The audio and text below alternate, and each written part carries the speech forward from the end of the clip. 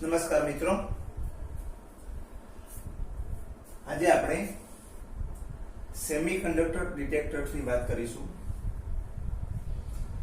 Last લેક્ચરમાં આપણે proportional કાઉન્ટરની વાત કરી હતી. આપને યાદ હશે જ કે આ પ્રપોર્શનલ કાઉન્ટર કે જીએમ કાઉન્ટર, આ બધા કાઉન્ટર શું કાઉન્ટ કરે છે? તો કે એ રેડિયોએક્ટિવ પદાર્થમાંથી ઉત્સર્જતા વિકિરણો જેવા કે આલ્ફા કણ, બીટા, પછી પ્રોટોન, ન્યુટ્રોન, ડ્યુટેરોન અથવા ગામા કિરણો, આવા બધા જે રેડિયેશન જે છે, જ્યારે વાતાવરણમાં કોઈ કારણસર મળતા હોય અને આપણે એને કાઉન્ટ કરવા હોય કે એની માત્રા કેટલી છે, એની સંખ્યા કેટલી છે, એના માટેના આપણે ડિટેક્ટર્સની ચર્ચા કરી રહ્યા છીએ. એમાં મેં તમને વાત કરી હતી પ્રપોર્શનલ કાઉન્ટર. આ એક પ્રકારનું કાઉન્ટર છે, એની વાત આપણે કરી ચૂક્યા છીએ, પણ જસ્ટ ખાલી એકાદ મિનિટમાં રિવાઇઝ કરી લઈએ કે આ કાઉન્ટર શું છે. તો રચના પરથી દેખાય છે કે ભાઈ આની વચ્ચે એક નાનો પાતળો સળિયો છે 0.1 mm નો, અને એ શું છે? એનોડ છે. અને એની ફરતે જે આખું જે ગોળાકાર સિલિન્ડર છે, આખો નળાકાર, એ કેથોડ છે. એને આપણે નેગેટિવ વોલ્ટેજ આપેલા છે અને આ એનોડને પોઝિટિવ આપેલા છે. હવે આ કાઉન્ટર્સ કઈ રીતે કાઉન્ટ કરશે? હવે તમે જુઓ, અહીંયા ખૂબ ઓછા દબાણે નોબલ ગેસ ભરેલો હોય છે. Gas, noble gas, inert gas જેને આપણે કહીએ છીએ તે. અને આ શું છે?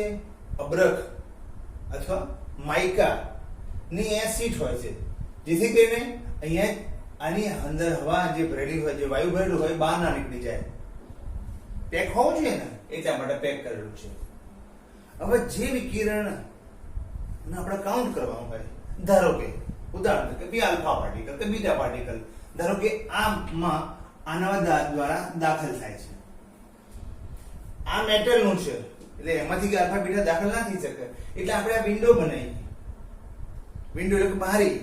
એ બારીમાંથી જે રેડિયેશન ની સંખ્યાનું કાઉન્ટ કરવાનું છે, એ રેડિયેશન અહીંથી દાખલ થાય છે, એટલે આ વિન્ડો કહી શકાય. એ વિન્ડો આગળ અહીંયા આપણે માઇકા અથવા અબ્રક નું અહીંયા લગાડેલ હોય છે, જેથી કરીને આમાં રહેલી હવા એ બહાર ના જતી રહે. એટલે ખૂબ જ ઓછા દબાણે અહીંયા જે નોબલ ગેસ ભરેલો છે, અને અહીંયા જેને આપણે બારી કહીએ છીએ, આ વિન્ડોમાંથી આપણે રેડિયેશન દાખલ થાય એવી વ્યવસ્થા કરેલી છે.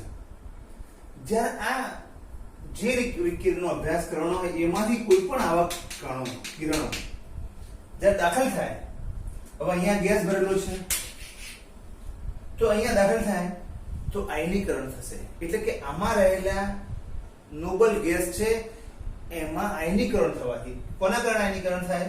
કે ભાઈ આ આપાત કિરણ છે, તમારું આપાત વિકિરણ.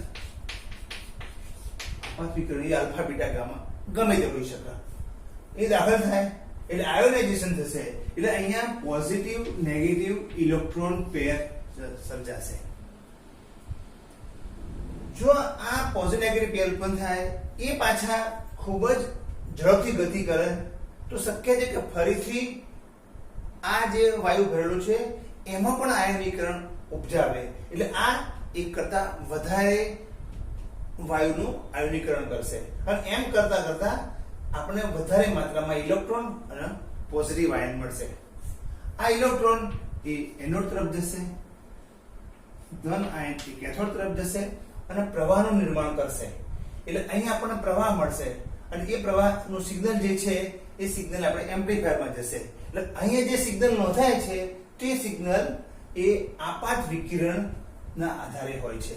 એટલે જેમ જેમ આપાત કણ દાખલ થશે, આયનીકરણ થશે, અહીંયા આપણને પલ્સ, કરંટ પલ્સ મળશે. એટલે જેમ જ્યારે જ્યારે અહીંથી આપાત કિરણ આલ્ફા બીટા જે કી હોય તે દાખલ થાય, અહીંયા આયનીકરણ ઉપજાવશે, અને આયનીકરણના કારણે અહીંયા કરંટનું નિર્માણ થશે, એટલે કે સિગ્નલનું નિર્માણ થશે. અને એ સિગ્નલની સંખ્યા પરથી આપણે આપાત વિકિરણની સિગ્નલની સંખ્યા જાણી શકીએ છીએ. આવી રીતે એ કાઉન્ટ કરે છે એમ કહી શકાય. હવે આ જે પ્રપોર્શનલ કાઉન્ટર જે છે એમાં આ અહીં જે સિગ્નલ મળે છે, હવે એમાં એવું બને કે ધારો કે ભાઈ એક આપાત કિરણ છે એ E1 ઉર્જાનું હતું અને આપણને કઈ કરંટ પલ્સ મળ્યું. હવે બીજું વિકિરણ ધારો કે E2 છે, E2 ઉર્જા છે, વધારે ઉર્જા વાળું વિકિરણ છે, એ દાખલ થાય તો આપણને વધારે મોટું પલ્સ મળશે. એટલે કે આ જે કરંટ પલ્સ છે એની માત્રા પરથી આપાત કિરણ ની ઉર્જામાં તફાવત છે એ પણ જાણી શકાય છે.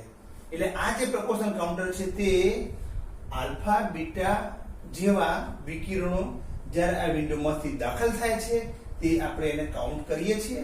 સાથે સાથે એમની વચ્ચે જો ઉર્જાનો તફાવત હોય તો આ કરંટ પલ્સની તીવ્રતામાં ફરક છે એના આધારે આ એમની વચ્ચેનો ઉર્જા તફાવત પણ જાણી શકીએ. ધારો કે ભલે આલ્ફા કણો દાખલ થતા હોય પણ જો જુદી જુદી ઉર્જા વાળા હોય તો તમે અહીંયા ખ્યાલ આવે કે ભાઈ આટલી ઉર્જા વાળા આટલા હતા અને આટલી ઉર્જા વાળા આટલા, એમ આપણે જાણી શકીએ છીએ. એટલે કે અહીંયા આ શું છે આપણું પ્રપોર્શનલ કાઉન્ટર, બરાબર છે. જ્યારે એવા બીજા ઘણા કાઉન્ટર છે, મેં લાસ્ટ ટાઈમ ખાલી ઉલ્લેખ ખાતર કહ્યું હતું તમને જીએમ કાઉન્ટર. જીએમ કાઉન્ટર એ પણ પ્રપોર્શનલ કાઉન્ટરના સિદ્ધાંત પર જ કામ કરે છે. ફક્ત ફરક શું કે ફરક એટલો કે કેથોડ અને એનોડ વચ્ચેની પોઝિટિવ વોલ્ટેજ આપેલા છે એ લગભગ 1000 વોલ્ટ થી વધુ આપેલા હોય, 1000 વોલ્ટ થી વધારે હોય, આટલો ફરક. અને એ પણ આલ્ફા બીટા કણો જે દાખલ થાય છે એને કાઉન્ટ કરે છે. પણ જેમ કાઉન્ટર એ આપાત કિરણ જે છે એમાં જો ઉર્જાનો તફાવત હોય તો ઉર્જાનો તફાવત નહીં મળતો, ફક્ત જે આપાત કિરણો દાખલ થાય છે અથવા આપાત વિકિરણ દાખલ થાય છે એની સંખ્યા આપણને આપે છે. પણ આપાત વિકિરણમાં ઉર્જાનો જો તફાવત હોય તો એની જાણકારી આપણને જીએમ કાઉન્ટરથી મળતી નથી. હા, પ્રપોર્શનલ કાઉન્ટરમાં થોડી ઘણી જાણકારી આપણને મળે છે કે બે વિકિરણો વચ્ચે ઉર્જાનો તફાવત હોય તો સિગ્નલની માત્રા પરથી તમે ઉર્જાનો તફાવત જાણી શકો છો. આ વાત આપણે કરી ચૂક્યા છીએ, પણ જસ્ટ મેં રિવાઇઝ કર્યું. હવે અહીંયા આજે આપણે સેમિકન્ડક્ટર ડિટેક્ટર્સની વાત કરીશું અને એનો સિદ્ધાંત આ કઈ રીતે ડિટેક્ટ કરે છે. હવે તમને ખ્યાલ આવી જોઈએ કે સેમિકન્ડક્ટર એટલે કે અર્ધવાહક. હવે તમે અર્ધવાહક વિશે ભણ્યા છો, તમે જાણો છો સિલિકોન, જર્મેનિયમ આ અર્ધવાહકો છે. અને તમે એ પણ ભણ્યા છો કે ભાઈ સિલિકોન અથવા જર્મેનિયમ કે ભાઈ એમાં પી પ્રકારનો હોય. ધારો કે પી પ્રકારનો એટલે કે એવો અર્ધવાહક જેમાં અશુદ્ધિ ઉમેરી અને આપણે એવો વાહક બનાવીએ છીએ કે જેમાં પી પ્રકારના પોઝિટિવ પ્રકારના અહીંયા હોલ્સ અહીંયા વધારે હોય એવું આપણે કહીએ છીએ. અને બીજા એમાં અમુક પ્રકારની અશુદ્ધિ ઉમેરી અને આપણે એન ટાઈપનો અર્ધવાહક બનાવીએ છીએ. આ તમને ખ્યાલ છે જ, પી ને એન પ્રકારના, કે જે આ અર્ધવાહકમાં હોલ્સની સંખ્યા વધારે છે, આમાં ઇલેક્ટ્રોનની સંખ્યા વધારે છે. એટલે આમાં જુદી જુદી પ્રકારના અશુદ્ધિ ઉમેરી અને તમે પી ને એન પ્રકારના મેળવી શકો છો. આ વિશે તમે જાણો છો, ભણી ગયા છો. અને તમે જે રીતે આ પી ને એન ભેગા કરશો એટલે અહીંયા આ જે છે એ પી અને એન હોલ્સ અને ઇલેક્ટ્રોન કમ્બાઈન થઈ જશે. અને આ જ્યાં જોડાણ કરશો તો જોડાણ આગળ આવો એક વિસ્તાર મળશે, જે વિસ્તારમાં હવે મુક્ત હોલ્ડ અથવા મુક્ત ઇલેક્ટ્રોન નથી. અને એ રીજન આપણે શું કહીએ છીએ? ડેપ્લેશન રીજન, ડેપ્લેશન વિસ્તાર. આ બી તમે જાણો છો, આ ડેપ્લેશન વિસ્તાર છે. ડેપ્લેટેડ એટલે કે ભાઈ આમાં પી અને એન પ્રકારના મુક્ત વીજભાર નથી, એવો વિસ્તાર. હવે આવા સેમિકન્ડક્ટર ની મદદથી આપણે એમાં ડિટેક્ટર્સ બનાવવા માંગીએ છીએ. તો ડિટેક્ટર્સ કઈ રીતે ડિટેક્ટ કરશે? તો એ ડિટેક્ટરની કાર્યવાહી સમજીએ પહેલા પીએન પ્રકારના મટીરીયલની કાર્યવાહી જરા સમજી લઈએ. હવે અહીંયા આપણે કહીએ છીએ, તમે ઉર્જા લેવલની વાત કરતા હોય તો ભાઈ એમાં આ વેલેન્સ બેન્ડ કહીએ છીએ, વેલેન્સ બેન્ડ કહીશું આપણે. અને આ તમારું સીબી એટલે કે કન્ડક્શન બેન્ડ. અને આ જે તમારું જે છે શું કહે છે? Forbidden gap. Forbidden gap. જ્યારે વેલેન્સ બેન્ડમાંથી ઇલેક્ટ્રોન કન્ડક્શન બેન્ડમાં આવે ત્યારે પ્રવાહનું નિર્માણ થાય. અથવા તો આ ફોરબિડન ગેપમાં કોઈ કારણસર આપણે ઇલેક્ટ્રોન હોલ પેરની રચના ઉત્પન્ન કરીએ કે માનો કે આ ફોરબિડન ગેપમાં જ્યારે તમે અહીંયા કોઈ પણ વિકિરણ દાખલ થાય છે તો વિકિરણની પોતાની ઉર્જાના કારણે અહીંયા જે તટસ્થ કણો છે, મુક્ત ઇલેક્ટ્રોન નથી, અહીંયા મુક્ત ઇલેક્ટ્રોન નથી, તો એમાંથી ઇલેક્ટ્રોન અને પોઝિટિવ ચાર્જ એની પેર રચાય છે અને એ પછી આ ઇલેક્ટ્રોન જ્યારે કન્ડક્શન બેન્ડમાં જશે તો પ્રવાહનું નિર્માણ થશે. એટલે વાત એવી થઈ કે કોઈ પણ અર્ધવાહકમાં, બરાબર, જેમાંથી આપણે આર્ટિફિશિયલી પીન એન પ્રકારનું બનાવ્યું. હવે આમાં આ જે ડેપ્લેશન વિસ્તારમાં આપણે કોઈક રીતે જે રેડિયેશનની જાણકારી મેળવી છે એ રેડિયેશન ધારો કે દાખલ કરીએ છીએ, ધારો કે આલ્ફા રેડિયેશન અથવા બીટા અથવા ગમે તે પ્રોટોન, ન્યુટ્રોન, તમે જે કહેતા હોય તે આવું કંઈક રેડિયેશન જ્યારે આમાં દાખલ થાય તો આ ડેપ્લેશન વિસ્તારમાં ઇલેક્ટ્રોન અને હોલ્સની પેર રચાશે અને ઇલેક્ટ્રોન હોલની પેર રચાય અને એના કારણે એ વહનમાં ભાગ લેશે અને કરંટ પલ્સ ઉત્પન્ન થશે. હવે તમે એક વસ્તુ જરા સમજી લો કે આ પિન એન પ્રકારનું જે છે એને આપણે આ જે અર્ધવાહક છે એને આપણે શેમાં જોડીશું? રિવર્સ બાયસમાં. રિવર્સ બાયસમાં એટલે પીએન પ્રકારના આપણે રિવર્સ બાયસ એટલે શું કે પી પ્રકારનું હોય ત્યાં આપણે નેગેટિવ જોડીએ અને એન પ્રકારનું હોય ત્યાં શું આપણે છે પોઝિટિવ જોડીએ. બરાબર છે? તો આ પોઝિટિવ ને એ તમે ઓકે સમજવા માટે આપણે સિદ્ધાંત સમજીએ છીએ ત્યારે હાલ. તો આવી રીતે પી ને તમે નેગેટિવ આપ્યું હોય, ઇલેક્ટ્રોન પોઝિટિવ આપ્યું હોય, હવે આવા દરમિયાન શું થશે? એટલે કહેવાનો મતલબ અહીંયા એ છે કે અહીંયા અર્ધવાહક ડિટેક્ટર્સમાં પી અને એન પ્રકારના જે અર્ધવાહકોનું જોડાણ કરવામાં આવે છે અને એને રિવર્સ બાયસમાં જોડવામાં આવે છે. રિવર્સ બાયસમાં તમે જ્યારે જોડો છો ત્યારે આના ડેપ્લેશન રિજિયનમાં વધારો થાય છે. ડેપ્લેશન વિસ્તાર આમાં વધારો થાય છે. બરાબર છે? પ્રવાહ વહેતો નથી. જ્યારે તમે આલ્ફા, બીટા, પ્રોટોન, ન્યુટ્રોન જેવા વિકિરણો કે જેની સંખ્યા આપણે જાણવી છે એવા વિકિરણોને આપણે જો અંદર દાખલ થવા દઈએ તો ડેપ્લેશન લેયરમાં એ દાખલ થાય તો આની ઉર્જાના કારણે અહીંયા ઇલેક્ટ્રોન અને હોલ પેરની રચના થાય છે અને એ ઇલેક્ટ્રોન એ આ તરફ જાય છે અને હોલ આ તરફ જાય છે અને પ્રવાહનું નિર્માણ કરે છે. બરાબર? અને એ જે પ્રવાહનું નિર્માણ થયું એ પ્રવાહના નિર્માણ કેમ થયું કે ભાઈ એમાં ડેપ્લેશન લેયરમાં આ વિકિરણો આપાત થયા. જ્યારે આપાત થાય ઇલેક્ટ્રોન હોલ પેર રચાય એના કારણે આપણને કરંટ મળે. જ્યારે કરંટ મળે ત્યારે વિકિરણ દાખલ થયું એમ કહી શકાય અને એની આપણે વિકિરણને ડિટેક્ટ કરી શકીએ. આ જનરલ સિદ્ધાંત છે. બરાબર છે? હવે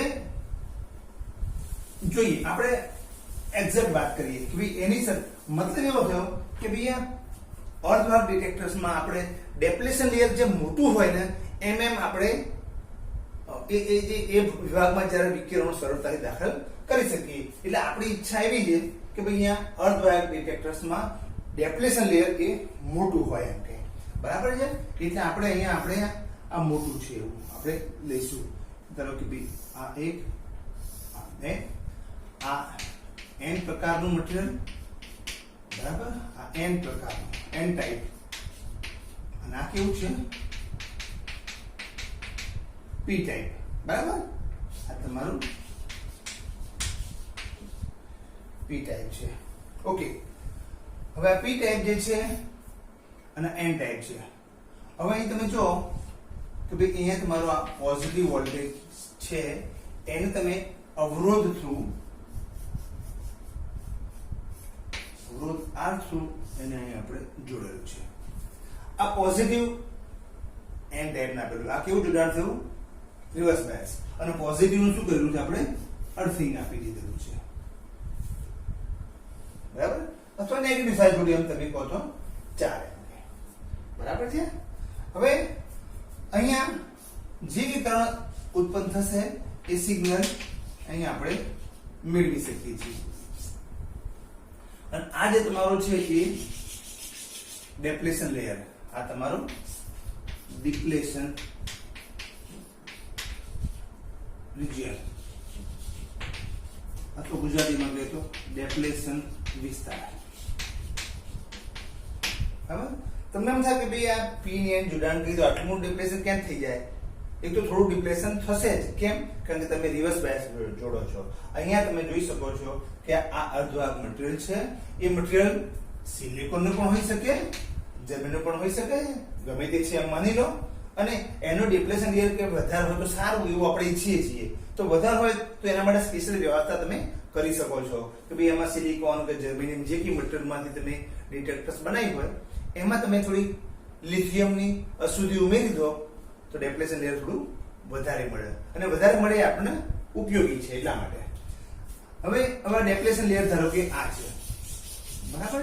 હવે સિદ્ધાંત તમે સમજી લો કે ભાઈ અહીંયા ધારો કે કોઈ કિરણ, આપાત કિરણ અથવા આવું કોઈ પણ alpha, beta, proton, neutron, deuterium કે આમાં કિરણ ગમે તે હોય એ દાખલ થાય ક્યાં? આ વિન્ડોમાં દાખલ થાય, મતલબ કે આ ડેપ્લેશન વિસ્તારમાં. હવે આ જે આલ્ફા, બીટા કે પ્રોટોન, ન્યુટ્રોન, ડ્યુટેરિયમ જે કી હોય એ જ્યારે દાખલ થાય તો અહીંયા ઇલેક્ટ્રોન અને હોલ પેર ઉત્પન્ન કરશે. ઇલેક્ટ્રોન આ તરફ જશે, હોલ્સ આ પ્રકારે જશે. એટલે જ્યારે કોઈ રેડિયેશન આ ડેપ્લેશન વિસ્તારમાં દાખલ થશે એના કારણે ઇલેક્ટ્રોન અને હોલ્સની પેર રચાશે અને પ્રવાહનું નિર્માણ થશે, અને એ આપણે સિગ્નલ રૂપે મળે છે. અને એ સિગ્નલ મળ્યું એટલે સમજી લેવાનું કે કોઈ વિકિરણ અહીંયા દાખલ થયું હશે. આ સિદ્ધાંત થયો, બરાબર છે. તો આ જરા સિદ્ધાંત જરા હજુ સમજવા પ્રયત્ન કરીએ છીએ કે ભાઈ જ્યારે જે વિકિરણ દાખલ કરીએ છીએ એની સંખ્યા આપણે જાણવા માંગીએ છીએ. એ વિકિરણને જો ડેપ્લેશન વિસ્તારમાં આપાત કરવામાં આવે એટલે આ વિન્ડો થઈ, જેમ કે પેલા માઇકા શીટમાં દાખલ થતા હતા એવું કહેતા હતા, એની જગ્યાએ આપણે આ વિન્ડો થઈ. અને આપણે ઈચ્છીએ કે આ વિન્ડો અથવા આ જગ્યા વધારે એટલું વધારે સારું.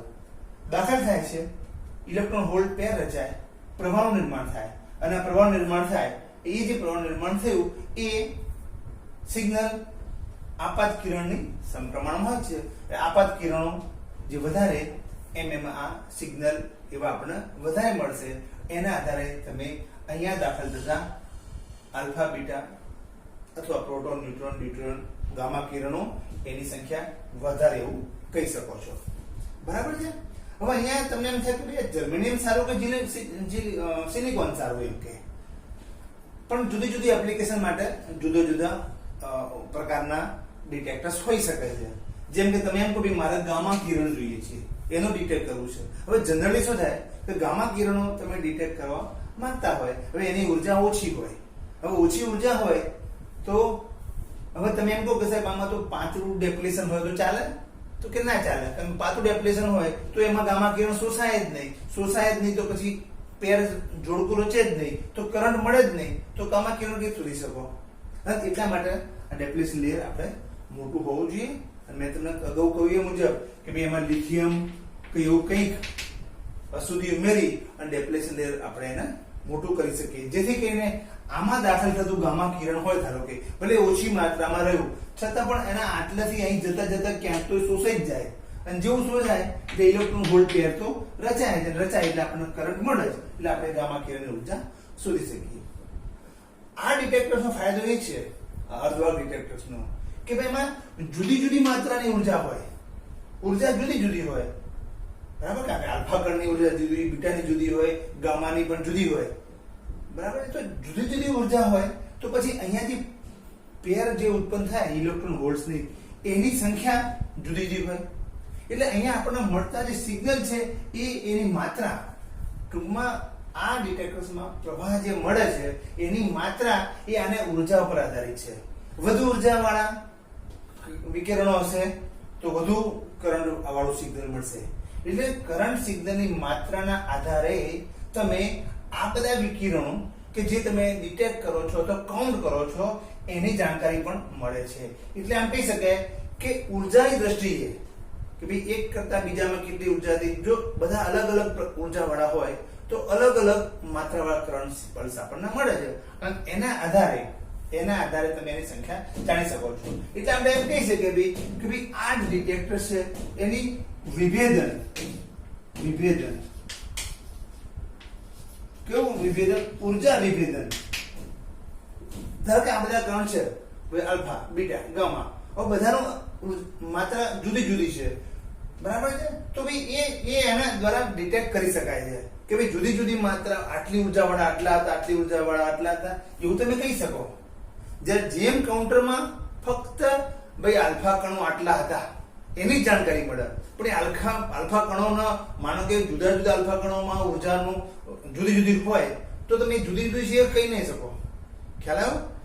જેમ ઉદાહરણ તરીકે કે ભાઈ જીએમ કાઉન્ટર છે એ એમ કે એમાં દાખલ થતા બીટા કણોની ગણતરી કરે છે, ઓકે. પણ એ બીટા કણો છે એ ધારો કે એમની ઉર્જા થોડી થોડી જુદી જુદી હોય તો જીએમ કાઉન્ટરમાં તમે કેટલી ઉર્જાવાળા બીટા કણો હતા એના વિશે કોઈ જાણકારી ના મળી શકો.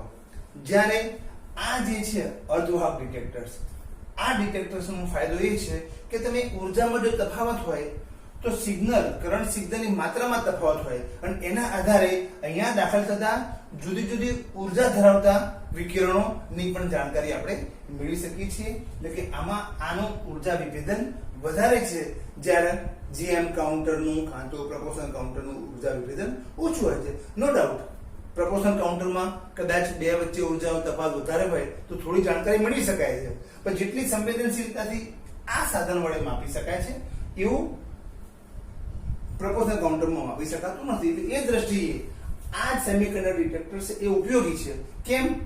એક તો આ કેવા પ્રકારનું છે? સોલિડ પ્રકારનું છે, સોલિડ ઘન. સ્વાભાવિક છે, પેલું પ્રપોર્શનલ કાઉન્ટર હતું પેલું ગેસ ચેમ્બર હતું, નાની સાઈઝ વાઇઝ મોટી હોય, જ્યારે આ કેવું છે? નાની સાઈઝનું આવે, સસ્તું પણ હોય. બરાબર, તમે જોઈ શકો ને કે ભાઈ પ્રપોર્શનલ કાઉન્ટર અથવા જીએમ કાઉન્ટર તો એના માટે ટ્યુબ હોય, એમાં ગેસ ભરેલો હોય, એવી બધી વાતો છે. જ્યારે અહીંયા આ જે છે એ સોલિડ પ્રકારનું છે, ઓછી જગ્યા રોકે છે, એના કારણે થોડું સસ્તું પણ પડે આપણને. સાથે સાથે આ કાઉન્ટર એ ગામા કિરણની હાજરી પણ નોંધી શકે છે. જ્યારે તમે પ્રપોર્શનલ કાઉન્ટર જીએમ કાઉન્ટરની વાત કરો તો કદાચ એ ગામા કિરણની હાજરી નોંધી શકતું નથી, પણ જ્યારે જો તમે ડેપ્લેશન લેવલ વધારે રાખ્યું હોય તો ગામા કિરણની હાજરી પણ આ ડિટેક્ટર્સ નોંધી શકે છે. તો એટલા માટે આ સેમિકન્ડક્ટર ડિટેક્ટર્સ જે છે એ વધુ ઉપયોગી છે. કેમ કે કોમ્પેક્ટ છે, નાની સાઈઝનું બને છે, એને હેન્ડલ કરવું સરળ છે, વત્તા એની ડેપ્લેશન લેયરની પહોળાઈમાં વધઘટ એવું બનાવીને આપણે ગામા કિરણની હાજરી પણ નોંધી શકીએ છીએ. અને એમાં ગામા કિરણ હાજરી નોંધવી હોય તો સિલિકોન કદાચ જર્મેનિયમ જે છે અર્ધવાહક એ વધુ ઉપયોગી રહેશે. બરાબર છે. અને આમ આ રીતે તમે કોઈ પણ રેડિયેશન અથવા વિકિરણ અહીંયા આપાત થાય ડેપ્લેશન લેયરમાં તો તમે કાઉન્ટ કરી શકો છો. તો આ થયું તમારું અર્ધવાહક ડિટેક્ટર્સ. આ પણ પરીક્ષણ દ્રષ્ટિએ ઉપયોગી છે અને તમારે મેં સિદ્ધાંત જે છે આ રીતે સમજાઈ શકાય છે. એના માટે જરૂરી માહિતી મેં તમને આપી. Thank you.